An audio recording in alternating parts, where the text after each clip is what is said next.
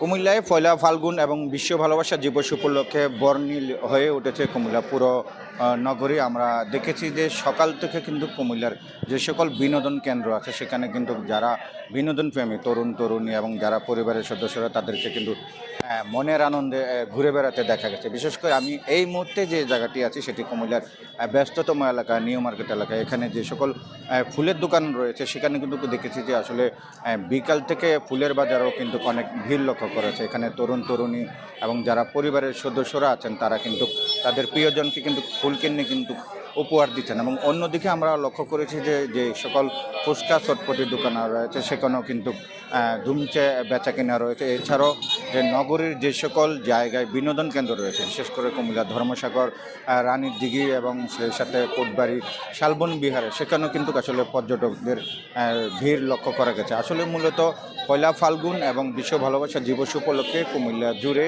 আসলে যে সকল তরুণ তরুণী রয়েছেন এবং যারা পরিবারের সদস্য রয়েছেন তাদের প্রিয়জনকে নিয়ে মনের আনন্দে ঘুরে বেড়াচ্ছেন। এবং এখানে আমরা কিছুক্ষণ আগেও দেখেছি যে এই এলাকায় যারা ফুল কিনছেন তারা কিন্তু নিজেদেরকে স্মৃতিচারণ করে রাখার জন্য তারা মোবাইল ফোনে ছবি তুলে নিজেদেরকে বন্দি করে রাখছেন। অনেকে পরিবারের সদস্যদেরকে নিয়ে আসছেন, অনেকে বন্ধু বান্ধব তাদেরকে নিয়ে এসে কিন্তু এই ফুল কিনে একে অপরকে ফুল দিয়ে শুভেচ্ছা জানাতেন। সব কিছু মিলিয়ে আসলে কুমিল্লার নগরী পুরোটাই কিন্তু যে পয়লা ফাল্গুন এবং বিশ্ব ভালোবাসা দিবসে নতুন রঙে সেজেছে। এবং আরেকটি বিষয় জানাতে চাচ্ছি, আসলে বিশ্ব ভালোবাসা দিবস উপলক্ষে কিন্তু পাঞ্জাবি এবং লাল শাড়িতে কিন্তু অনেকে কিন্তু সেজেছেন, নিজেদেরকে নানা রঙে সাজিয়ে তুলেছেন। সব কিছু মিলে বলা যেতে পারে যে কুমিল্লার যে পয়লা ফাল্গুন এবং বিশ্ব ভালোবাসা দিবস খুব জাঁকজমকভাবে কুমিল্লায় পালিত হচ্ছে। এই ছিল কুমিল্লা থেকে আমার কাছ থেকে সর্বশেষ।